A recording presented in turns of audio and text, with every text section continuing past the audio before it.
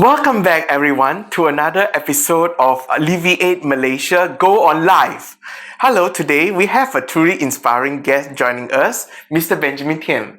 Nice to meet you. Hello. Yes, someone who created a safe haven for those who need it the most. Okay, it is my absolute pleasure to welcome him, the founder, Benjamin Thian, as our speaker today.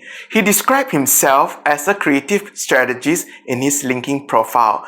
And what inspired him in his previous work experience is that Benjamin Thian identified a need for a safe space for people that is in a marginalized community in Malaysia.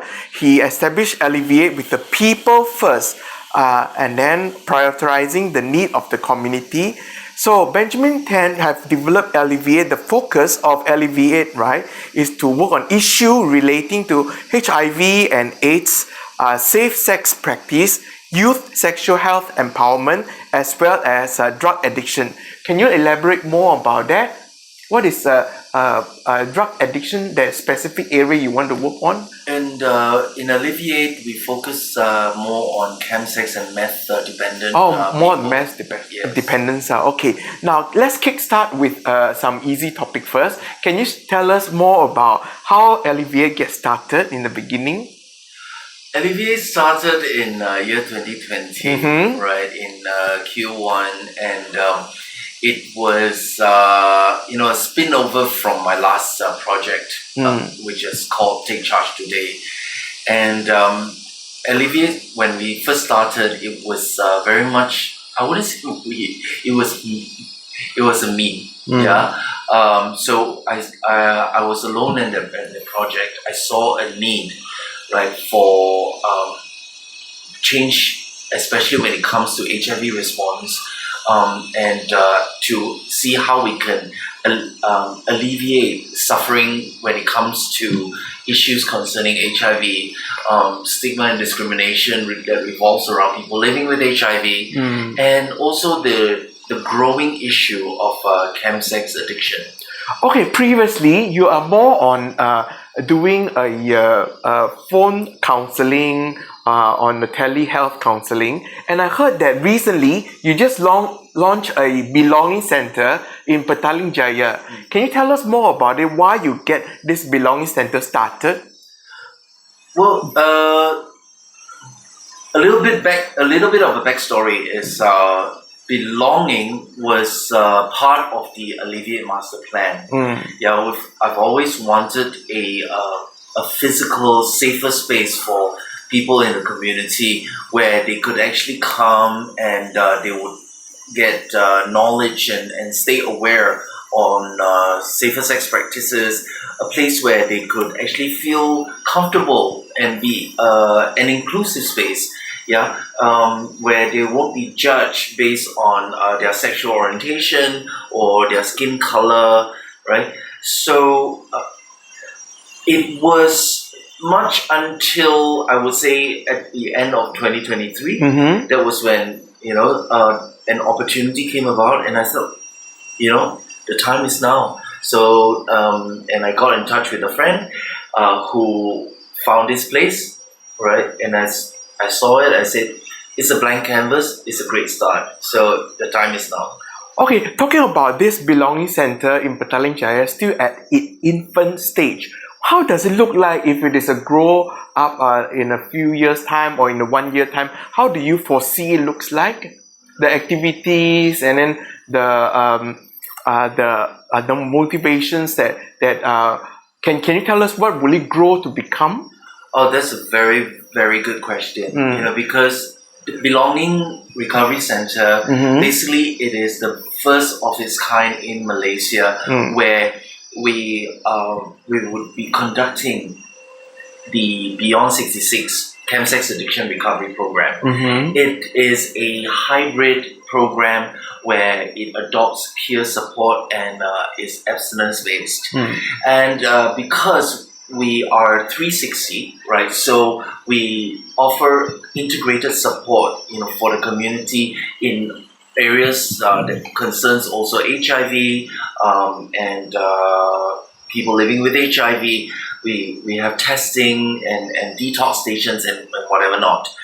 Moving forward, with this very first model, right, I'm hoping that this first center in Petaling Jaya would be emulated, and then we could actually create belonging in Penang, belonging Johor, belonging in Sabah, Sarawak, right, where we have the same model run by people whom we empower to. Wow, that is inspiring. We can see that Belong Center duplicating to more places in the state of Malaysia. Could it be going internationally too? That would be, there could be a possibility. I look forward to, financial support for us to grow that far. Well, but yes. Listen, this is the impact that LEV8 and Belong Center is creating. Let's support it if you can, okay? And then engaging with the audience. Some of the audience asked, LEV8 is all about community. Today at the launch of LEV8, right? Is there any excitement or interesting story that happened during this launching or in this short period of 2 months? Can you share a little bit of interesting story first? Oh gosh, I mean, from the move itself, the moving in, and then deciding what furniture and what room, what zones, right? It's like I said, it's a blank canvas, and we had so many opportunities. I wanted like a zone, like empowerment zone, and then the consultation rooms, the detox rooms, as well as the community cafes and so many things. So we were caught in a lot of planning, and moving, and time was not on our side, right? Because I wanted to move in before the new year, right? Yeah, because during that time it would be very difficult to get help. So and then lo and behold, everything came in, and then slowly things started falling into position. And yeah, I'm very proud to see where it is right now. And what I'm more grateful is to see friends who believed in LEV8 and believed in the programs coming together and helping me make this come true. Well, talking about, you say friends who see the believing in your visions and mission, but can you tell me what does the symbol of belongings means? Oh God. True to the sense of the word belonging, right? Many of us, we yearn to belong, right? In every aspect of life, from a child to an adolescent to even when we come out, amongst our peers, right? Yeah. So, and this is also one of a self-reflection, I find, because I too, find myself like everybody wanting to belong, yeah, and a place where I could truly be myself, a place where I would feel included, right, and where people are genuine, right, and also an enrichment place, right. So I wanted belonging not just to be a place where we are able to offer community support. It's a place where people feel comfortable coming and coming to, and to be empowered, to be inspired, and wanting to give back as well.